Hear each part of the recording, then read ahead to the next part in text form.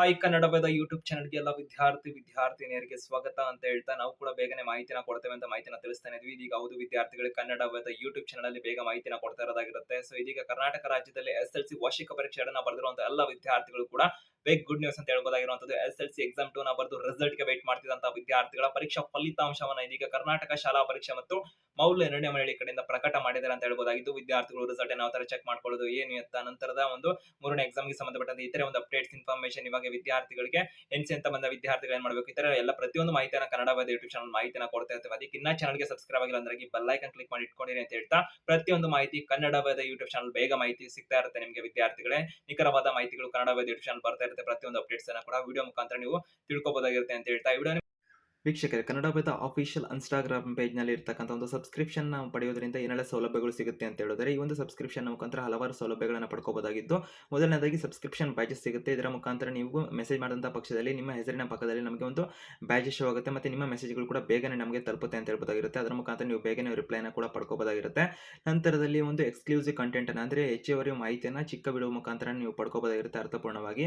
ನಂತರದಲ್ಲಿ ಒಂದು behind the scenes ತೆರೆ ಹಿಂದೆ ನಡೀತಕ್ಕಂಥ ಒಂದು ಪ್ರಮುಖ ಅಪ್ಡೇಟ್ಸ್ ಇನ್ಫಾರ್ಮೇಷನ್ ಮತ್ತೆ ಒಂದು ಸ್ಟೋರಿಗಳನ್ನು ಕೂಡ ವೀಕ್ಷಣೆ ಮಾಡಬಹುದಾಗಿರುತ್ತೆ. ನೀವು ನಮ್ಮ ಒಂದು ಅಧಿಕೃತ ಒಂದು ಪರ್ಸನಲ್ ಸ್ಟೋರೀಸ್ ಆಗಿರ್ಬೋದು, ನಂತರದ ರೀಲ್ಸ್ಗಳನ್ನು ಕೂಡ ವೀಕ್ಷಣೆ ಮಾಡ್ಕೋಬಹುದಾಗಿರುತ್ತೆ. ಒಂದು ಶಿಕ್ಷಣಕ್ಕೆ ಸಂಬಂಧಪಟ್ಟಂತೆ ಕೂಡ ಸುದ್ದಿ ಮಾಹಿತಿಯನ್ನು ಪಡ್ಕೋಬಹುದಾಗಿರುತ್ತೆ.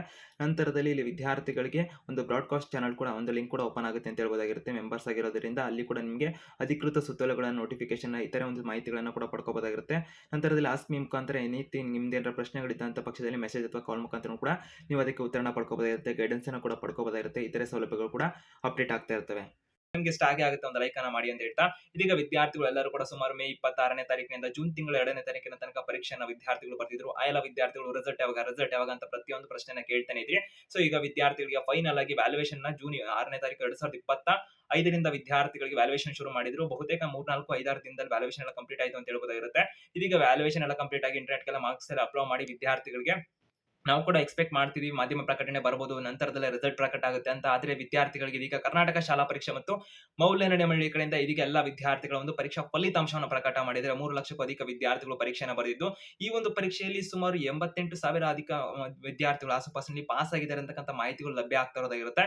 ಸೊ ವಿದ್ಯಾರ್ಥಿಗಳಿಗೆ ರಿಸಲ್ಟ್ ಯಾವ ತರ ಚೆಕ್ ಮಾಡ್ಕೊಳ್ಳೋದು ಏನು ಅಂತ ಮಾಹಿತಿಯನ್ನು ತಿಳಿಸುವಂತಂದ್ರೆ ಈ ವಿಡಿಯೋ ಡಿಸ್ಕ್ರಿಪ್ಷನ್ ಲಿಂಕ್ ಇರುತ್ತೆ. ವಿದ್ಯಾರ್ಥಿಗಳು ಅದನ್ನು ಬಳಸೋದ್ರ ಮುಖಾಂತರ ಒಂದು ವಿಡಿಯೋನ ಮಾಹಿತಿನ ಪಡ್ಕೋಬಹುದಾಗಿರುತ್ತೆ. ಅಂದ್ರೆ ವಿಡಿಯೋ ಡಿಸ್ಕ್ರಿಪ್ಷನ್ ಲಿಂಕ್ ಇರುತ್ತಲ್ಲ ಅದನ್ನು ಕ್ಲಿಕ್ ಮಾಡೋದ್ರ ಮುಖಾಂತರ ವಿದ್ಯಾರ್ಥಿಗಳು ಯಾವ ತರ ರಿಸಲ್ಟ್ ಅನ್ನು ಚೆಕ್ ಮಾಡ್ಕೊಳ್ಳೋದು ಅಂತ ಮಾಹಿತಿನ ತಿಳಿಸ್ತಾ ಇರೋದು ಅಂತ ಬನ್ನಿ ನೋಡೋಣ ವಿದ್ಯಾರ್ಥಿಗಳೇ. ಮತ್ತೆ ನಿಮ್ಮೆಲ್ಲ ಸ್ನೇಹಿತರಿಗೆ ವಿಡಿಯೋ ನೋಡಿದ ನಂತರ ಅವರಿಗೆ ಶೇರ್ ಮಾಡಿ, ಮಾಹಿತಿನ ತಲುಪಿಸಿ. ಹೆಚ್ಚಿಗೆ ಅಪ್ಡೇಟ್ಸ್ ಇನ್ಫಾರ್ಮೇಷನ್ಗೆ ಚಾನಲ್ಗೆ ಸಬ್ಸ್ಕ್ರೈಬ್ ಆಗಿ ಬೆಲ್ ಐಕಾನ್ ಕ್ಲಿಕ್ ಮಾಡಿ.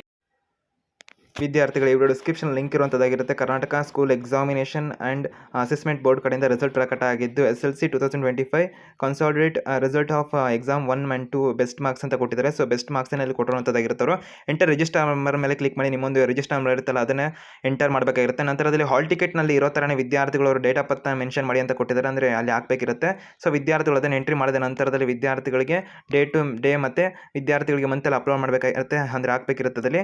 ನಂತರದಲ್ಲಿ ವಿದ್ಯಾರ್ಥಿಗಳಿಗೆ ಅಲ್ಲಿ ಸಬ್ಮಿಟ್ ಅಂತ ಆಪ್ಷನ್ ಕಾಣಿಸುತ್ತಲ್ಲ, ಸಬ್ಮಿಟ್ ಮೇಲೆ ಕ್ಲಿಕ್ ಮಾಡಿ ವಿದ್ಯಾರ್ಥಿಗಳು ರಿಸಲ್ಟ್ ಅನ್ನು ವೀಕ್ಷಣೆ ಮಾಡ್ಕೋಬಹುದು. ಆಲ್ ದ ಬೆಸ್ಟ್ ಅಂತಲೂ ಕೂಡ ಕೊಟ್ಟಿದ್ದಾರೆ. ನಾವು ಕೂಡ ಆಲ್ ದ ಬೆಸ್ಟ್ ಅನ್ನು ತಿಳಿಸ್ತೀವಿ. ಎಲ್ಲ ವಿದ್ಯಾರ್ಥಿಗಳ ಫಲಿತಾಂಶ ಉತ್ತಮಗೊಂಡಿರಿ. ಎಲ್ಲ ವಿದ್ಯಾರ್ಥಿಗಳು ಕೂಡ ಹೆಚ್ಚಿಗೆ ಅಂಕನ ಗಳಿಸಿರಿ ವಿದ್ಯಾರ್ಥಿಗಳೇ.